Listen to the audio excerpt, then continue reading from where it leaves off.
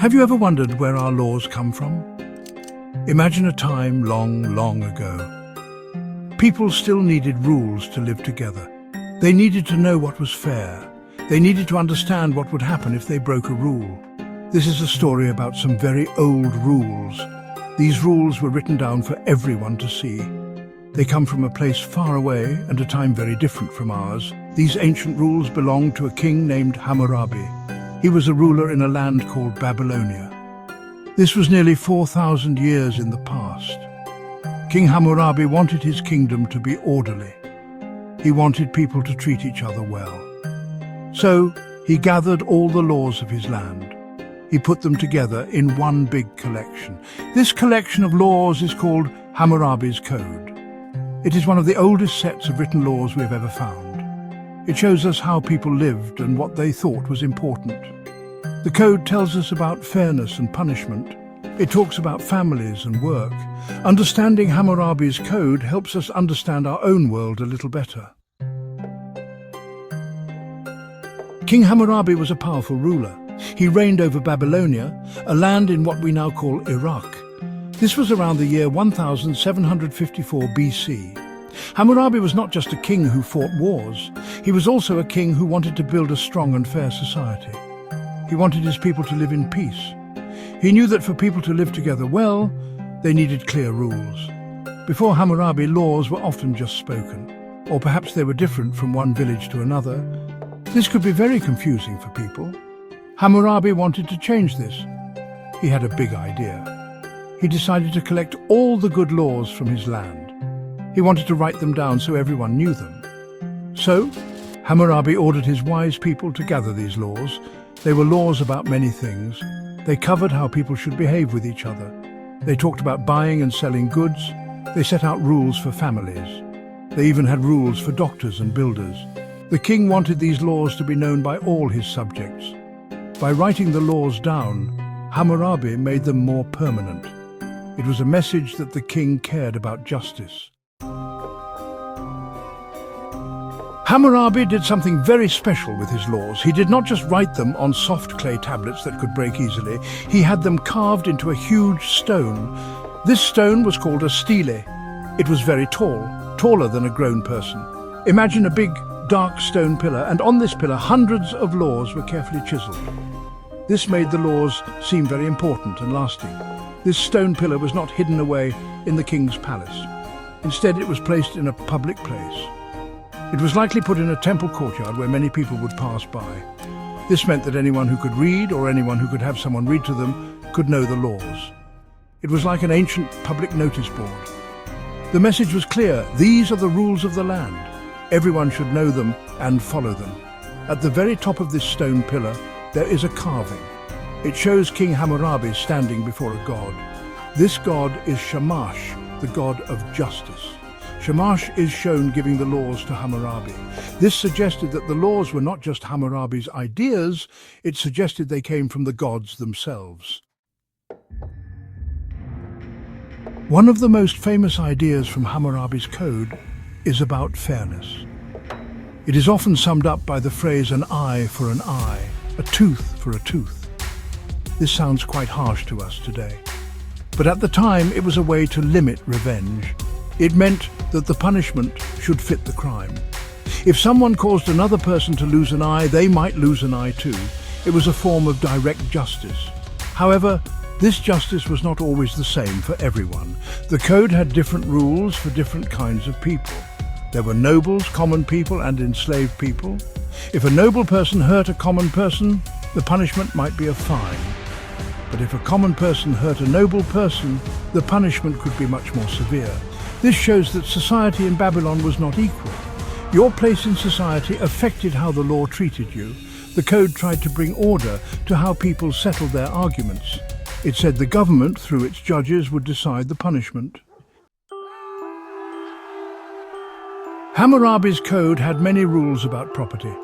Property means the things that people own. This could be land, houses, animals, or goods.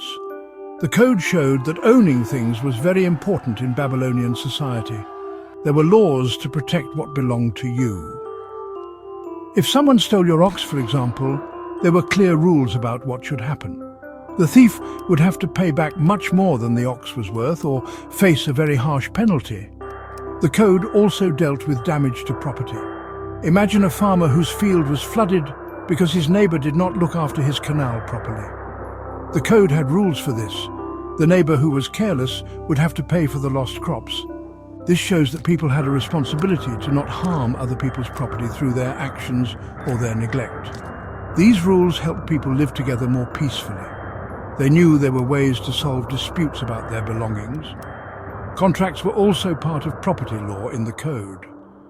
When people made agreements about property, like renting a field or a house, the code had rules. The family was very important in Babylonian society.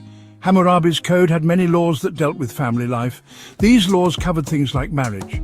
Marriage was seen as a contract. The code set out rules for how marriages should happen. It often involved a payment from the groom's family to the bride's family. These rules helped to make marriages official and recognized by everyone in the community. The code also had rules about divorce. It was possible for a man to divorce his wife, but there were conditions. Often he would have to give back her dowry, which was the property she brought to the marriage. There were also rules for when a wife could leave her husband, especially if he was cruel or neglectful. These laws tried to provide some structure and fairness in how families were formed and sometimes how they ended. It aimed to protect individuals within the family unit. Children were also mentioned in Hammurabi's code. People in Babylon were busy with work and trade. They were farmers, builders, doctors and merchants. Hammurabi's code had many laws to make sure this work and trade happened fairly. For example, if you hired someone to work for you, the code set out rules for wages. It would say how much a field worker should be paid for a day's work. This helped to prevent arguments between employers and workers. The code also had rules about the quality of work. If a builder built a house and it fell down and killed the owner, the builder could be put to death. If it killed the owner's son, the builder's son could be put to death. This sounds very harsh, but it shows how seriously they took responsibility. It meant that people had to do their jobs carefully and well. Bad work could have very serious consequences for the worker. There were also laws for merchants who bought and sold goods. If a merchant borrowed money to fund a trading trip, the code had rules about loans and interest. Hammurabi's code was made for Babylonia nearly 4,000 years ago, but its ideas did not stay locked in that one time and place. Like seeds, these ideas about law and justice were carried across the ancient world. Other peoples and other kings saw what Hammurabi had done. They saw the value of having written laws. They started to create their own codes, often influenced by what they knew of Hammurabi's work. Think about other ancient laws. The laws of the Hebrews, found in the Old Testament of the Bible, have some similarities. For example, the idea of an eye for an eye is also found there. Later, the Greeks and then the Romans developed very detailed legal systems. Roman law especially became incredibly important. It spread across Europe and influenced the laws of many modern countries. These later systems built upon earlier foundations. The journey of these legal ideas is like a long river. Hammurabi's code is one of the early streams that fed into this river. It might seem strange to think that a king from 4,000 years ago could affect your life today. But the echoes of Hammurabi's code are still around us.